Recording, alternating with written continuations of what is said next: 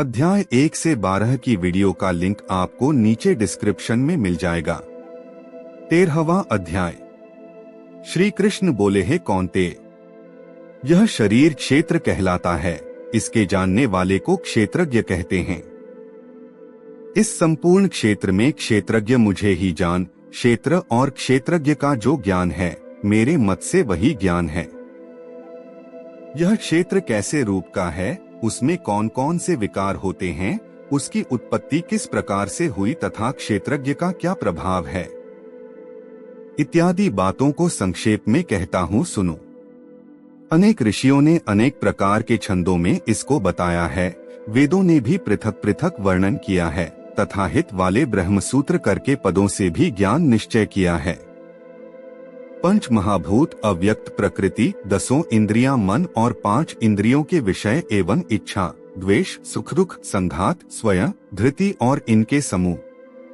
संक्षेप में क्षेत्र क्षेत्रज्ञ के यही विकार हैं। मन एवं पाखंड से रहित अहिंसा, सहनशीलता, सरलता, गुरु सेवा, पवित्रता, अपने मन का संयम, इंद्रियों को विषयों से विरक्त, अस्वाभाविक और जन्म, मृत्यु, बुद्धपा, रोग, दुहखादि दोषों को देखना, पुत्र, स्त्री, गृह इत्यादि में आस्तिकता न करना तथा उन्हें अपने को सुख दुखी न मानना एवं इष्टनिष्ट की प्राप्ति में हर्ष विषाद का अभाव, अनंत भाव से मेरी अनन्य भक्ति करना, एकांत में रहना, जन समूह में निवास से विराग, सदा स्मरण रखना कि परमात्मा का ही अंश हूँ, ज्ञान प्राप्ति के उद्देश्य से मोक्ष को सबसे श्रेष्ठ मानना, इसे ही ज्ञान कहते हैं। अब ज्ञेय का स्वरूप वर्णन करता हूँ, जिसको जानकर मनुष्य मोक्ष को प्राप्त होता है। वह आदि रहित, बड़ों से बड़ा, अकथनीय होने से सत्य ही कहा जाता है और न असत्य ही कहा जाता है। सब ओर उसके हाथ और चरण हैं, सब ओर नेत्र, सिर और मुख हैं, वही जगत में सबको घेरे हुए स्थित हैं। वह सब इंद्रियों के गुण का प्रकाश है, पर उनके कोई इंद्रिय नहीं है, जिसको किसी से आसक्ति नहीं है, पर जो सबका आधार है, जो स्वयं निर्गुण होने पर भी गुणों का भोक्ता है, जो भूतों के बाहर भीतर है तो भी चर और अचर है, जो अत्यंत सूक्ष्म होने के कारण जाना नहीं जाता, जो दूर भी है और निकट भी है, जिसके विभाग नहीं होने पर भी जो भिन्न भिन्न भूतों में समान विभक्त रहता है, समस्त भक्तों का पालन, नाश और उत्पन्न करने वाला ज्ञेय वही है। वही अंधकार से परे ज्योतिष्मान पदार्थों को ज्योति देता है। यहाँ ज्ञान जानने योग्य पदार्थ, ज्ञान के द्वारा जानने योग्य सबके हृदय में वास करता है। इस प्रकार क्षेत्र, यज्ञ और सबको संक्षेप में कहा। इसे जानकर मेरा भक्त मेरे पद के योग्य होता है। प्रकृति तथा पुरुष दोनों ही अनादि हैं। विकारों और गुणों की उत्पत्ति प्रकृति से हुई है। कार्य तथा कारण को प्रकृति उत्पन्न करती है। पुरुष तो सुख व दुखों का भोगता है। प्रकृति में पुरुष रहता है, प्रकृति के गुणों का उपयोग करता है, तदनुसार उत्तम व अधम योनियों में जन्म लेता है। इस प्रकार गुणों के साथ जो प्रकृति और पुरुष को जानता है, उसका रहन सहन चाहे जैसा हो, पुनर्जन्म नहीं होता है। कोई ध्यान से, कोई सांख्य योग से तथा कोई कर्मयोग द्वारा अपने को आत्मा में देखते हैं, परंतु कोई तो इस प्रकार न जानते हुए भी दूसरों से सुनकर ध्यान करते हैं तथा श्रद्धा से सुनकर वे मृत्यु के पार चले जाते हैं। हे अर्जुन, स्थावर या जंगम सब उत्पन्न प्राणी क्षेत्र तथा क्षेत्रज्ञ के संयोग से ही होते हैं। परमेश्वर सब भूतों में समान रूप से ही है। भूतों के नष्ट होने पर भी उसका नाश नहीं होता। सब में समान रूप से स्थिर परमेश्वर को देखता हुआ जो आप ही आत्मा का नाश नहीं करता, वह उत्तम गति प्राप्त करता है। जो यह देखता है, जब वह भिन्न भिन्न भूतों को परमेश्वर के बीच एक रूप देखता है और उसी से उनका विस्तार है, तब वह ब्रह्मा को प्राप्त होता है। हे भारत, जैसे एक ही सूर्य समस्त लोक को प्रकाशित करता है, वैसे ही क्षेत्रज्ञ समस्त क्षेत्र को प्रकाशित करता है। जो लोग ज्ञान दृष्टि से क्षेत्र और क्षेत्रज्ञ के भेद तथा भूतों की प्रकृति देखकर मोक्ष का उपाय जान लेते हैं, वे परमपद को पा लेते हैं। इस प्रकार यहाँ पर 13वां अध्याय समाप्त होता है। 14वां अध्याय। श्री कृष्ण बोले, फिर भी ज्ञानों में श्रेष्ठ ज्ञान मैं तुमको बताता हूँ, जिसके जानने से सारे मुनि जन मोक्ष रूप परम सिद्धि को प्राप्त हुए हैं। इस ज्ञान की सहायता से मेरे स्वरूप को प्राप्त हुए लोग सृष्टि के समय नहीं जन्मते और प्रलय काल में कष्ट नहीं पाते। हे कौन्ते, सब कर्मों में जो मूर्तियां उत्पन्न होती है, उनकी उत्पत्ति स्थान प्रकृति से उत्पन्न सत्व, रज और तम तीनों गुण देह में रहने वाले निर्विकार आत्मा को बांध लेते हैं। हे अनघ, इनमें तत्व निर्मल होने के कारण प्रकाश और निरुपद्रव है, जो प्राणी को सुख तथा ज्ञान के साथ बांधता है। रोगात्मक रजोगुण से तृष्णा एवं आसक्ति उत्पन्न होती है, जो प्राणी को कर्म के साथ बांधता है। तमोगुण की उत्पत्ति अज्ञान से है, यह नम्र आलस्य निद्रा के प्राणी को बांधता है और मोह में फांसता है। हे भारत, सत्व सुख उत्पन्न करता है, रज कर्म उत्पन्न करता है, तम सब ज्ञान को ढक प्रमाद पैदा करता है। हे भारत, सत्व गुण रज और तम को दबाकर बढ़ता है। इसी प्रकार रज सत्व एवं तम को और तम सत्व एवं रज को दबाकर बढ़ना चाहता है। इस देह में इंद्रियों द्वारा जब ज्ञान का प्रकाश उत्पन्न हो, तब समझिए कि सत्वगुण की विशेष वृद्धि हुई है। हे भारत, रजोगुण की वृद्धि में लोभ कर्मों में प्रवृत्ति, कर्मों का आरंभ, अशांति और इच्छा उत्पन्न होती है। हे कुरुनंदन, तमोगुण की प्रबलता में अविवेक, अनुद्यम, प्रमोद एवं मोह ये सब होता है। जब देह को सतोगुण के उदय में मृत्यु प्राप्त होती है, तो वह ज्ञानियों के प्रकाशमय लोक को पाता है। रजोगुण के उदय में मरकर कर्मों में आसक्त मनुष्य जन्म लेता है और तमोगुण के उदय में मरा हुआ मूढ़योनि में जन्म पाता है। सात्विक पुण्य कर्म का फल भी सात्विक कलंक रहित होता है। राजस कर्म का फल दुहक और तामस कर्म का फल अज्ञान है। सत्व से ज्ञान उत्पन्न होता है, रज से लोभत्था, तम से प्रमोद, मोह एवं अज्ञान की उत्पत्ति होती है। सात्विक पुरुष का उत्तम, राजस को मध्यम और अधम, तामसी लोगों को नीच गति प्राप्ति होती है।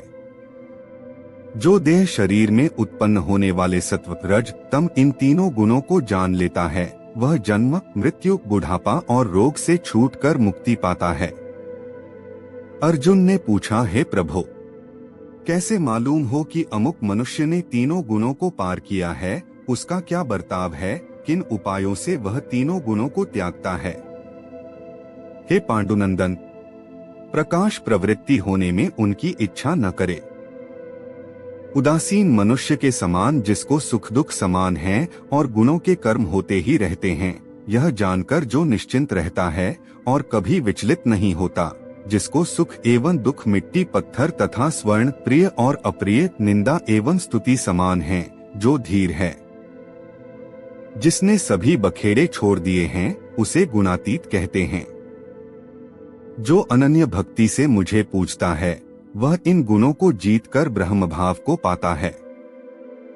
क्योंकि ब्रह्मा का और विकार रहित मोक्ष का तथा सनातन धर्म के अखंड सुख का भंडार मैं ही हूँ। इस प्रकार यहाँ पर 14वां अध्याय समाप्त होता है। 15वां अध्याय। भगवान जी बोले, हे लक्ष्मी, संसार अस्वस्थ पीपल के समान है, जिसकी पुरुष रूपी जड़ ऊपर है, चराचर शाखा नीचे हैं। वेद इसके पत्ते हैं, जो यह जानता है वही वेद का ज्ञाता है। इसकी शाखा ऊपर नीचे फैली हुई हैं। सत्य, रज, तम और गुण इसकी रस वाहिनी नसें हैं, जिनसे इनका पालन होता है। शब्द रूप इसकी डालियां हैं। वह पीछे कर्म रूप में प्रकट होने वाली इसकी जड़ें नीचे मनुष्य लोक में और भी नीचे तक चली गई हैं। पर अश्वत्थ का यह रूप, इसका आदि अंत और आकार संसारी प्राणी के ध्यान में नहीं आता, तथापि इसकी जड़ गहरी है। ऐसे इस पीपल का वैराग्य रूप दृढ़ शास्त्र से काटकर वह स्थान ढूंढना चाहिए जहां से फिर लौटना नहीं पड़ता, और साथ ही यह विचारना चाहिए कि जिसमें वह पुरातन प्रवृत्ति उत्पन्न हुई है, मैं उसी आदि पुरुष की शरण हूँ। अहंकार और मोह रहित, संग दोष को जीतने वाले, आत्मज्ञान से निरत, सब कामनाओं से दूर, सुख नामक द्वंद्व पदार्थों से मुक्त ऐसे ज्ञानी पुरुष शाश्वत पद को पाते हैं, जिसे सूर्य, चंद्र या अग्नि नहीं प्रकाशित करते। वहाँ मेरा परमधाम है, वहाँ जाकर लौटना नहीं होता। मेरा सनातन अंश इस जीव लोक में जीव का रूप धरकर प्रकृति में स्थिर पांचों इंद्रियों और छठे मन को उससे छुड़ाता है। जैसे वायु पुष्पादिकों की गंध को दूसरे स्थान में ले जाती है, इसी प्रकार यह देह स्वामी शरीर धारण करने ले जाती है। इसी प्रकार यह देह स्वामी शरीर धारण करने के बाद जब उसका परित्याग करती है, तब इंद्रियों और मन को साथ ले जाती है। कान, आँख, चर्म, जीभ, नाक और मन का आश्रय लेकर वह विषयों का भोग करता है।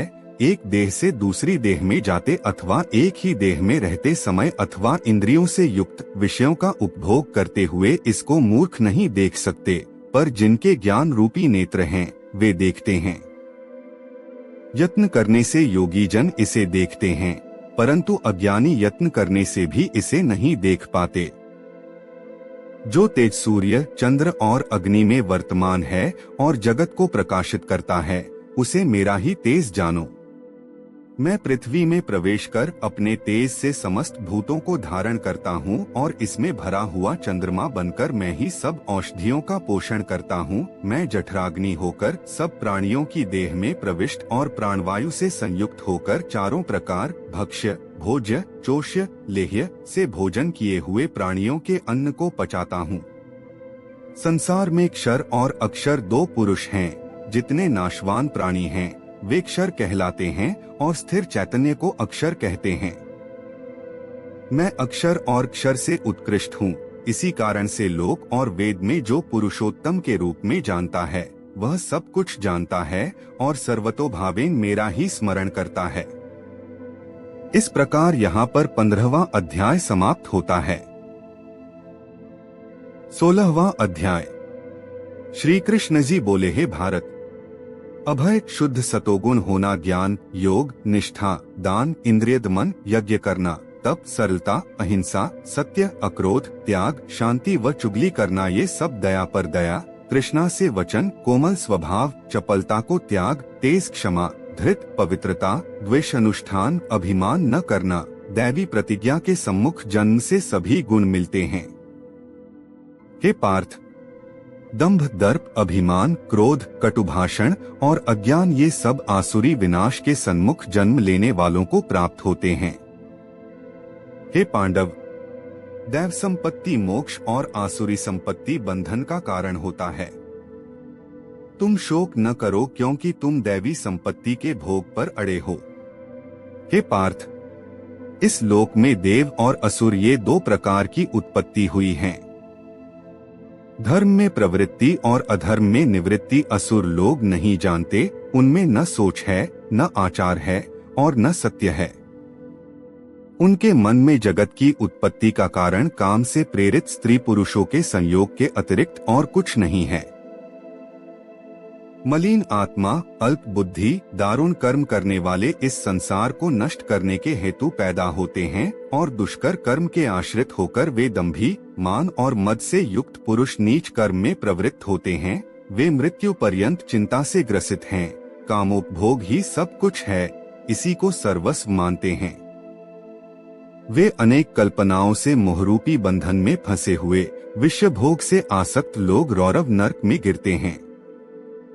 जो अपनी बड़ाई आप करते हैं, धनधान्य के मद में चूर रहते हैं, शास्त्रोक्त विधि छोड़कर केवल नाम के लिए यज्ञ करते हैं, अहंकार, बल, घमंड, काम एवं क्रोध से युक्त हैं, अपनी तथा औरों की देह में स्थित मुझसे द्वेष रखते तथा मेरी निंदा करते हैं।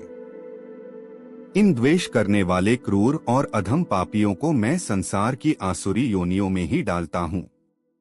हे कौन्ते, जन्म जन्म में आसुरी योनि पाकर वे मूर्ख मुझको पाए बिना ही अंत में अधम गति को प्राप्त होते हैं। काम, क्रोध तथा लोभ यह 3 नरक के द्वार हैं, जो आत्मा का नाश करते हैं। इस कारण तीनों को त्याग देना चाहिए। इस प्रकार यहाँ पर 16वां अध्याय समाप्त होता है।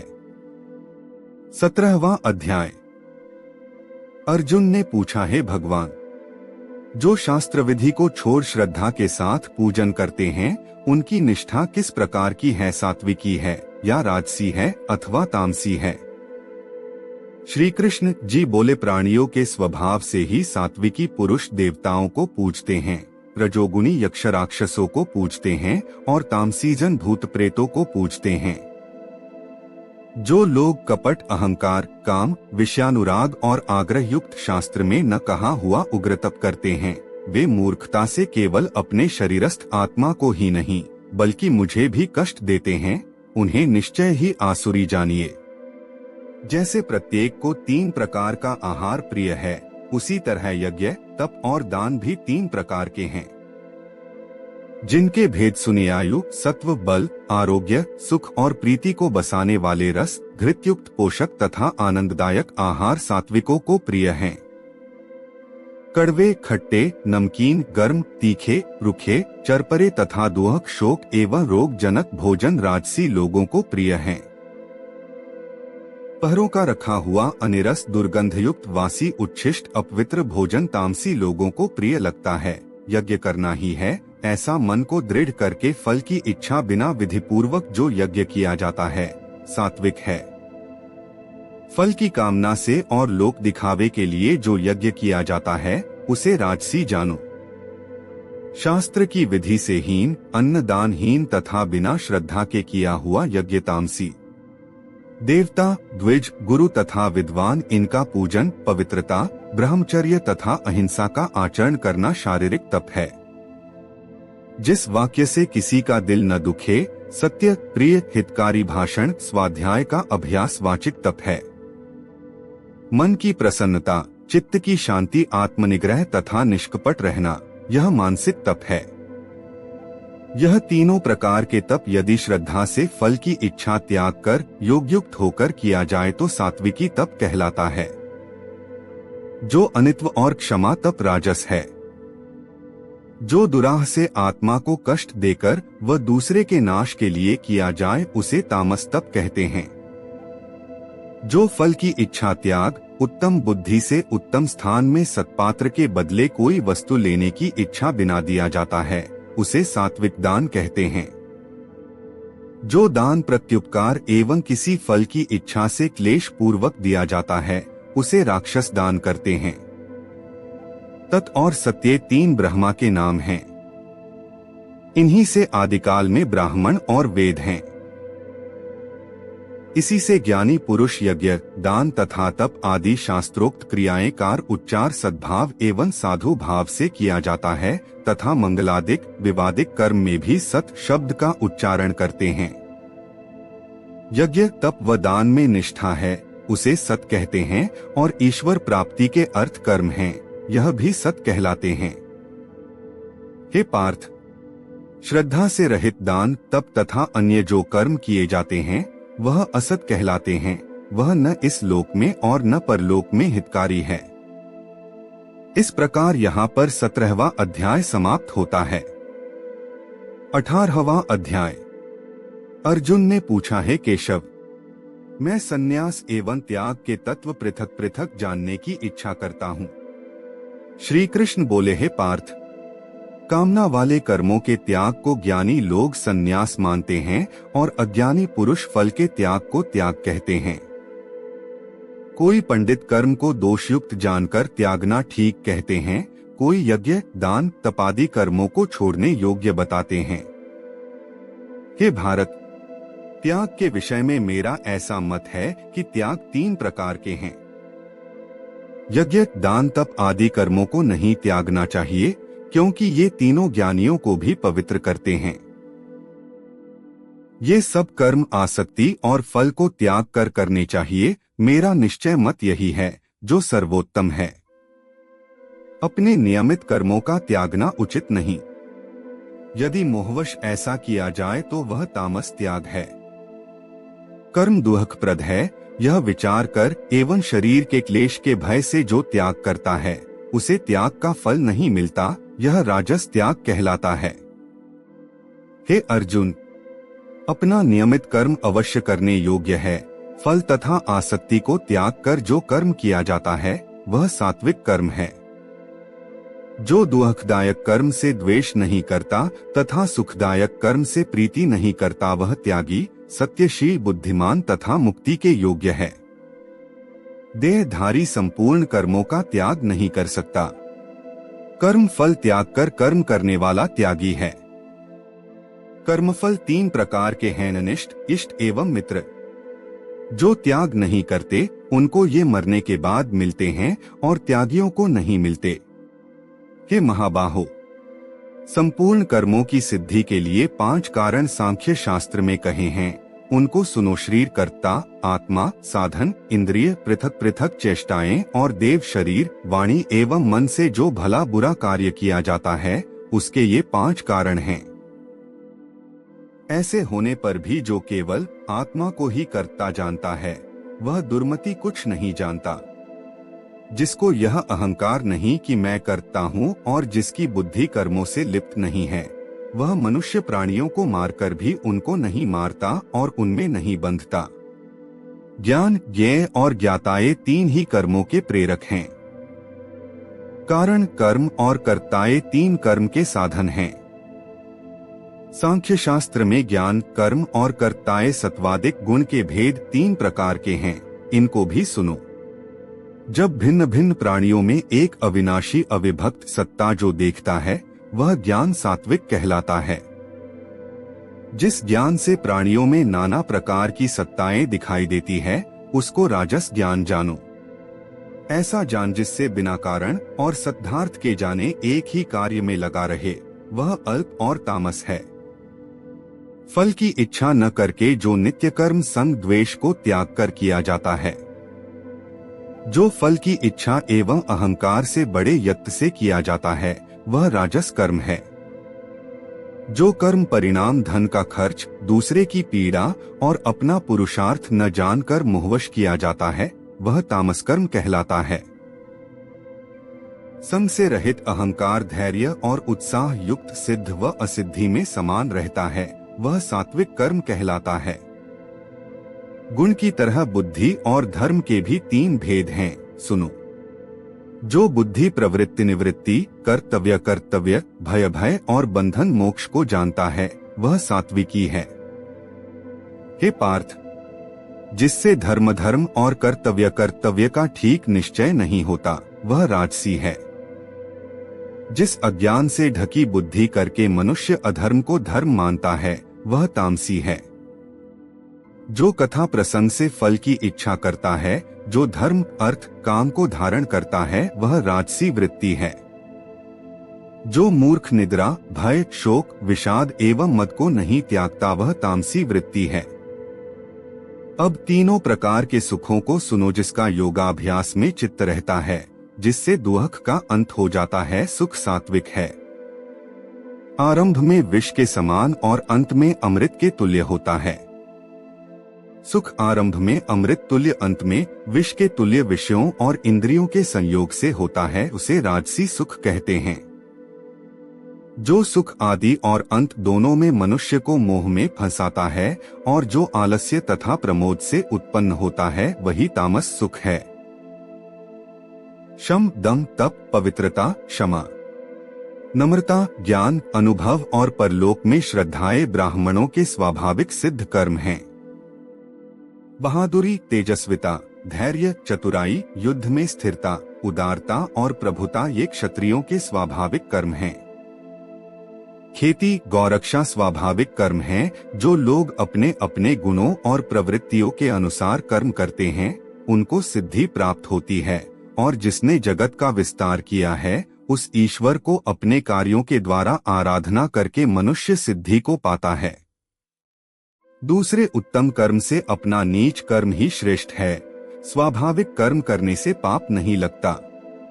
सर्वत्र आसक्ति को छोड़ने वाला आत्मा, जीतने वाला, इच्छा रहित मनुष्य संन्यास के द्वारा सर्व कर्म निवृत्ति रूप परम सिद्धि को पाता है। वह फिर कैसे ब्रह्मा को प्राप्त होता है, सो मुझसे सुनो ही इस ज्ञान की परानिष्ठा है। शुद्ध बुद्धि से युक्त होकर धृति द्वारा इस मन को वश में लाकर शब्दादि विषयों को छोड़कर राग द्वेष से रहित होकर एकांत में रहने वाला, मिताहारी वाणी और मन को जीतने वाला, नित्य ध्यान युक्त और वैराग्य, अहंकार, बल, घमंड, काम, क्रोध तथा परिग्रह छोड़कर ममताहीन और शांत मनुष्य ब्रह्म भाव के योग्य होता है। व्रत को प्राप्त हुआ पुरुष दत्तचित्त होकर शोक व अभिलाषा को नहीं करता और जीव मात्र में समदर्शी होकर मुझ में परम भक्ति पाता है। इस प्रकार ज्ञानी सदैव मुझ में निवास करने वाले सब कर्मों को भी करता हुआ मेरे अनुग्रह से अविनाशी सनातन मोक्षपद को प्राप्त होता है। तत्पश्चात तत्व से मुझे जानकर फिर मन मुझ में ही प्रवेश करता है। सावधानी से अपना मन मुझ में स्थिर कर और सब कर्मों को मुझ में अर्पण कर बुद्धियोग के आश्रय से निरंतर अपने चित्त को मुझ में लगा। मेरे में चित्त लगाकर मेरी कृपा से दुर्गम कष्टों से तर जाओगे। यदि अहंकार से मेरी बात सुनोगे तो नष्ट हो जाओगे। यदि अहंकार का आश्रय लेकर युद्ध नहीं करूंगा ऐसा मानते हो तो यह तुम्हारा निश्चय झूठा है, क्योंकि स्वभाव तुम्हें युद्ध करावेगा। हे कौन्ते, जिस कर्म को तू अब मोह से करना चाहता है उसे अपने स्वाभाविक कर्म से बंधा हुआ बेवश होकर करेगा। हे अर्जुन, जीवों के हृदय में स्थिर ईश्वर उनको माया से भ्रमा रहा है, मानो सब यंत्र पर चढ़े हैं। हे भारत, सब भावों में उसी की कृपा से परम शांति एवं मुक्ति को पाओगे। यह गूढ़ ज्ञान मैंने तुमसे कहा है, इसे भली भांति विचार कर जैसा चाहते हो वैसा ही करो। अब तू सबसे गूढ़ वचन भी सुन, क्योंकि तू मेरा परम मित्र है, इससे तेरे हित की कहूंगा। मेरे में मन लगाओ, मेरे ही भक्त हो, मेरा ही यज्ञ करो और मेरा ही नाम जपो। सब धर्मों को छोड़कर मेरी शरण में आओ, मैं तुम्हें सब पापों से छुड़ा दूंगा। यह मेरा रहस्य ऐसा पुरुष से जो तप न करता हो, मेरा भक्त न हो, कभी भी नहीं कहना चाहिए। जो इस परम गुप्त ज्ञान को मेरे भक्तों में प्रकट करेगा वह मेरी परम भक्ति को पाकर अंत में निश्चय ही मुझ में लीन हो जाएगा। इस धर्म संवाद को जो कोई पढ़ेगा उसे मैं समझेंगा कि उसने ज्ञानयज्ञ से मेरी पूजा की। जो श्रद्धावान पुरुष दोष ढूंढे बिना इसको सुनेगा वह भी मुक्त होकर पुण्यात्माओं को मिलने वाले शुभ लोगों को प्राप्त होगा। हे पार्थ, तुमने एकाग्रचित से मेरे कहे हुए उपदेश को सुनाया नहीं।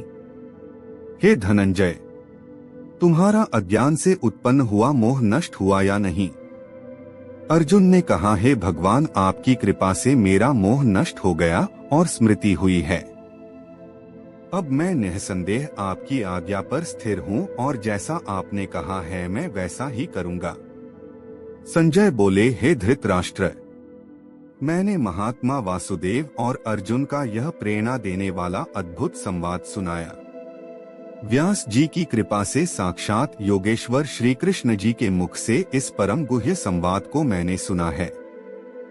हे राजन, श्री कृष्ण और अर्जुन के इस अद्भुत पुण्यकारक संवाद को स्मरण करके मन बार बार प्रसन्न होता है।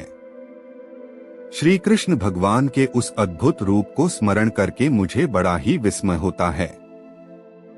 हे राजन, मैं बारंबार प्रसन्न होता हूँ। मेरी ऐसी धारणा है कि जहाँ योगेश्वर भगवान श्री कृष्ण हैं और जहाँ पार्थ जैसा धनुर्धर है, वहीं राजलक्ष्मी, विजय, ऐश्वर्य और अटल नीति है। इस प्रकार यहाँ पर 18वां अध्याय समाप्त होता है। दोस्तों, इसी तरह की और वीडियो प्राप्त करने के लिए हमारे चैनल को जरूर सब्सक्राइब करें, वीडियो को लाइक और शेयर जरूर करना।